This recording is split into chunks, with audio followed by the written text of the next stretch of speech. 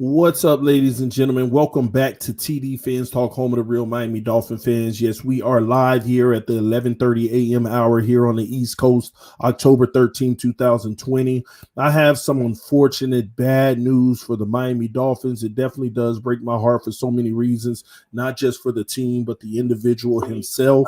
We have breaking news that Davon Godchaux is injured, and it could be a season-ending injury. Now, we're still waiting on more information to come out about this. The reason why I say it could and it's not definitely not season-ending is because he didn't like the first news, and he's going to get a second opinion. And that is translation for it's probably season-ending.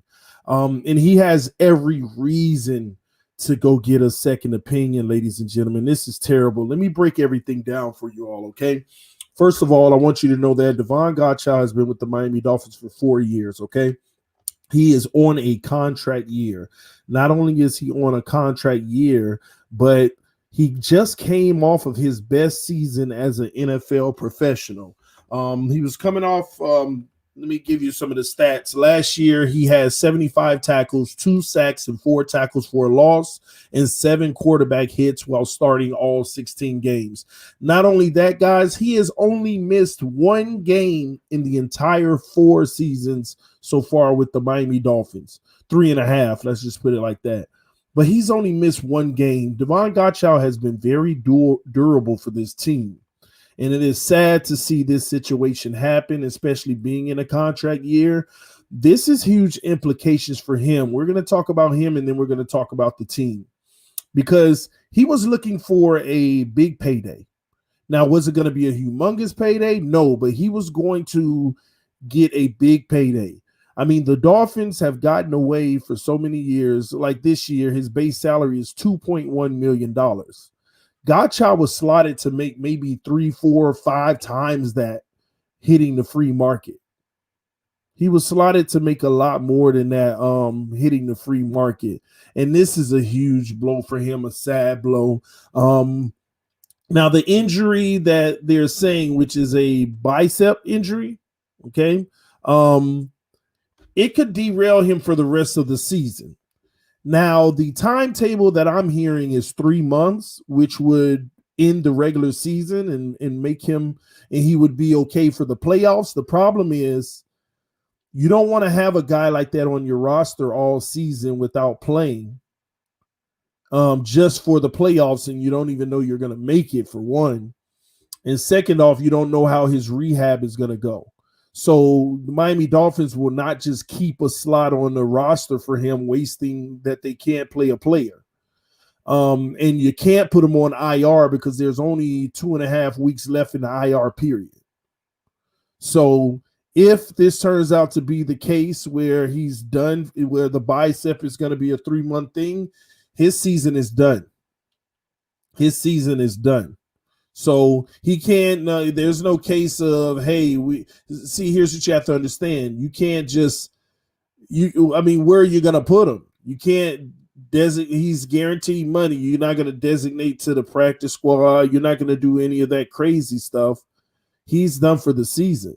You can't put him on IR because there's only a 2.5 week period at this point. That's it, ladies and gentlemen. So, the best news that we can get is that his second opinion says, oh, well, we could do this and, he'll be 4, 5, 6 weeks, and then Miami Dolphins may consider that risk. But it doesn't look good. Not only that, to be quite honest with you, a lot of his reps were starting to decline anyway. They were being mixed in with Raekwon Davis and Zach Seiler. And as of right now, Zach Seiler is the front runner to take his spot. Zach Seiler has been playing amazing football, though, as well. He's making the transition from Godchaux to himself a lot easier for the Miami Dolphins.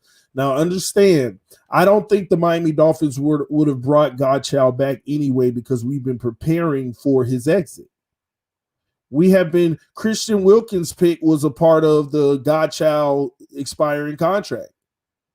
Zach Seiler and Van Ginkel, those guys are just going to get more playing time now mixed in, depending on what fronts we run.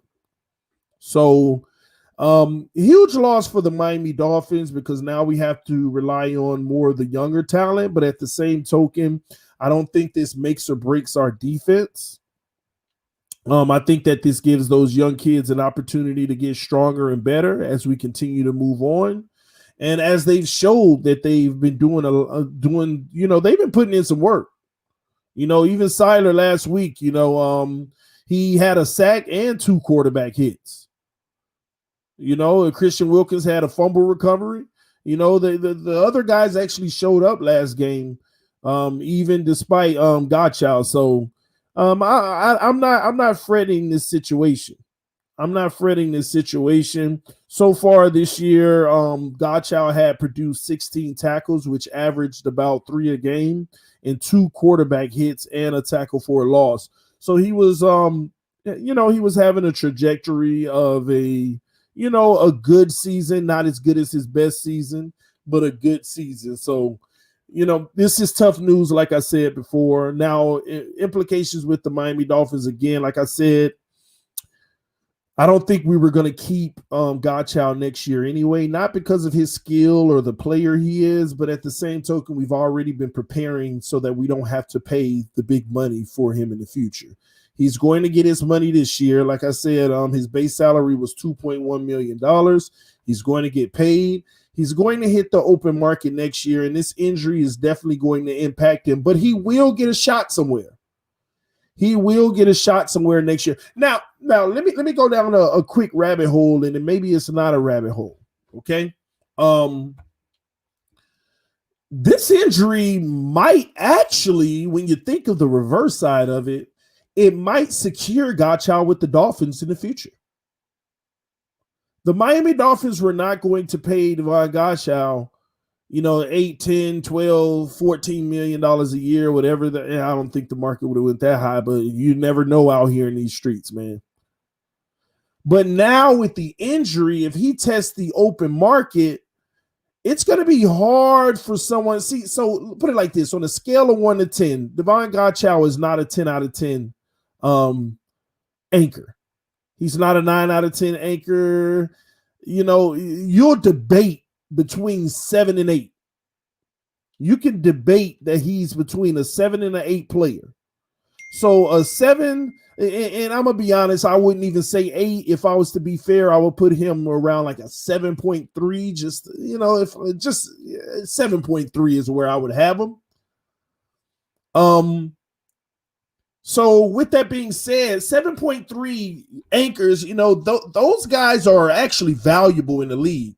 They're not $14 million valuable. They're not 10, but just like the 7.3, that's worth about a good $7.5 million per year contract potentially.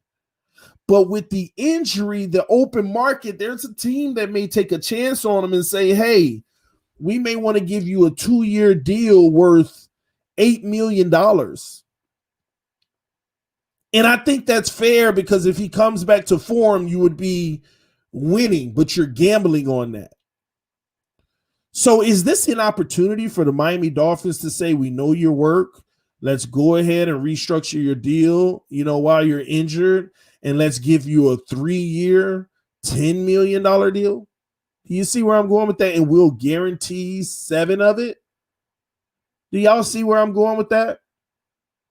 And because the only reason I don't think the Miami Dolphins were interested in moving on with Davon Godchaux is simply he was going to be worth too much money for what we're trying to accomplish.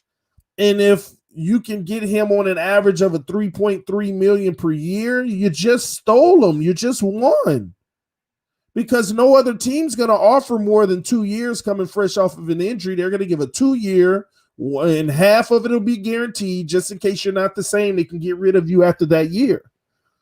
And this coaching staff knows. They know, hey, this is a hard worker. We know he's going to be on the positive side of this rebuild. If that's the case, then go ahead and lock him down to a 3-year extension.